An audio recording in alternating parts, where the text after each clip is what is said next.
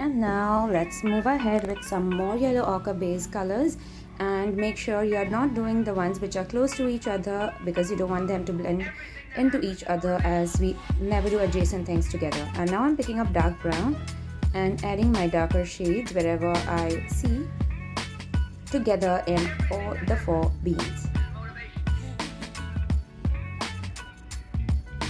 So now there is some darker brown bean towards the 3/4 on the right, and then there's a slight whitish line on the left of that central bean. So I'm going to take some white and add some highlights now.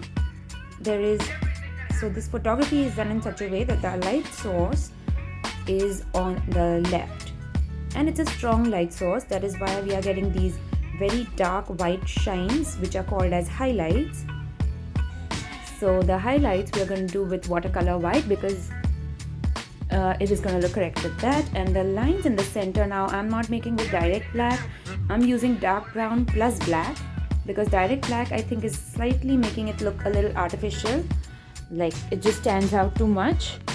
And so you'll use dark brown plus black for the center line of each bean.